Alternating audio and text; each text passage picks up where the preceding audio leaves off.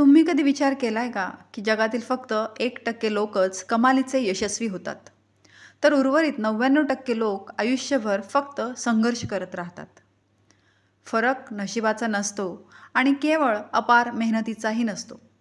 फरक असतो त्यांच्या स्टेट ऑफ माइंडचा, म्हणजेच रात्री झोपताना त्यांच्या मनात असणाऱ्या विचारांचा. रात्रीची ती वेळ जेव्हा तुम्ही झोपेच्या अधीन होणार असता, ती फक्त शरीर विश्रांतीसाठी नसते. तो काळ असतो या ब्रह्मांडातल्या सर्वात मोठ्या खजिन्याला अनलॉक करण्याचा. आज मी तुम्हाला जे सांगणार आहे ते तुमच्या आयुष्यातील सर्वात मोठा टर्निंग पॉइंट ठरू शकतो. हा कोणताही वरवरचा सल्ला नाही, तर हे ते प्राचीन विज्ञान आहे जे आपल्या वेदांमध्ये आणि उपनिषदांमध्ये लपवून ठेवलं गेलं होतं.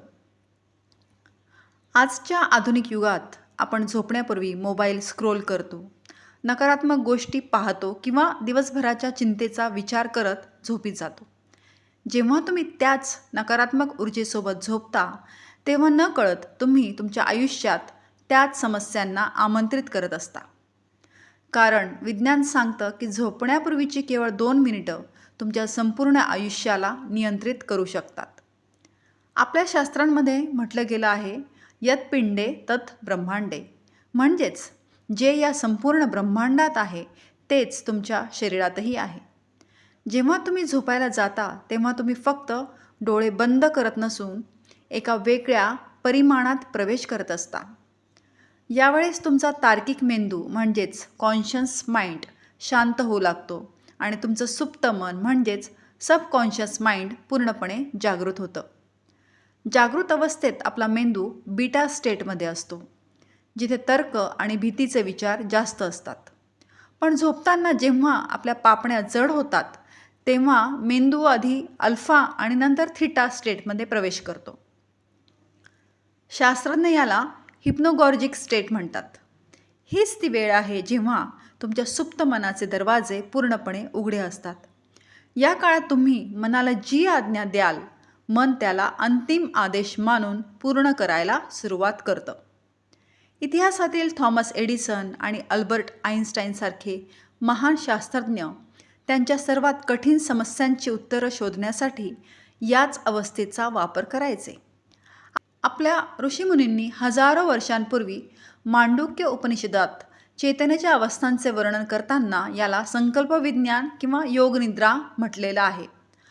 ऋग्वेदानुसार हे संपूर्ण विश्व कंपनांनी म्हणजेच व्हायब्रेशन्सनी बनलं आहे आणि तुमचा प्रत्येक विचार एक कंपन आहे.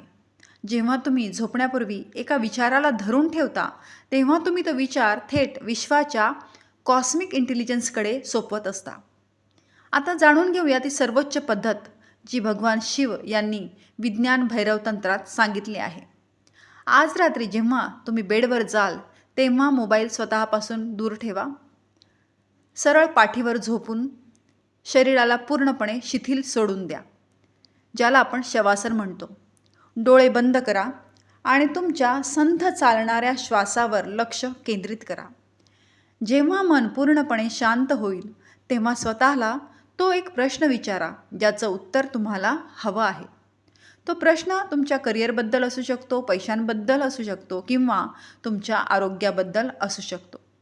पण इथे एक मोठी चूक टाळा. प्रश्न विचारल्यानंतर स्वतःच त्याचं उत्तर शोधू नका. आपल्या तार्किक मेंदूचा वापर बंद करा. फक्त तो प्रश्न एका बीजासारखा मनात पेरून द्या आणि साक्षी भावात म्हणजेच तटस्थ वृत्तीने शांत झोपी जा.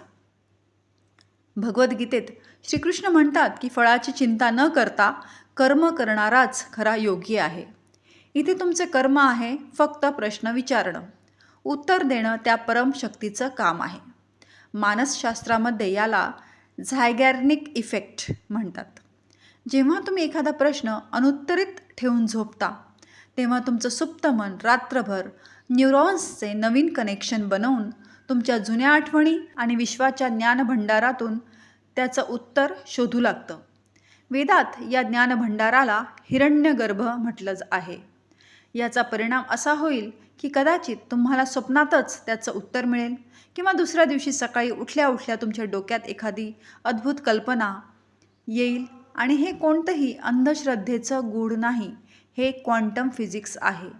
तुम्ही ज्या फ्रिक्वेन्सीवर झोपता, ब्रह्मांड त्याच फ्रिक्वेन्सीच्या गोष्टी तुमच्याकडे खेचू लागतं. पण लक्षात ठेवा, उपनिषदात म्हटलं आहे, भावो हि विद्यते देवाः, म्हणजेच तुमच्या भावनेमध्येच देव आहे. जर तुमच्या मनात शंका किंवा भीती असेल तर ही पद्धत काम करणार नाही. एका लहान मुलाला जसा आपल्या आईवर पूर्ण विश्वास असतो, तसाच पूर्ण विश्वास आणि श्रद्धा या शक्तीवर ठेवा. तुम्ही फक्त हाडामासाचा पुतळा नाही आहात, तुम्ही अनंत ऊर्जेचा स्रोत आहात. सोहम अस्मी, ते दिव्य चैतन्य मीच आहे. आज रात्रीपासूनच या साधनेला सुरुवात करा. स्वतःला सरेंडर करा आणि बघा कसं तुमचं आयुष्य एका संघर्षातून बदलून एक सुंदर उत्सव बनून जाईल. धन्यवाद.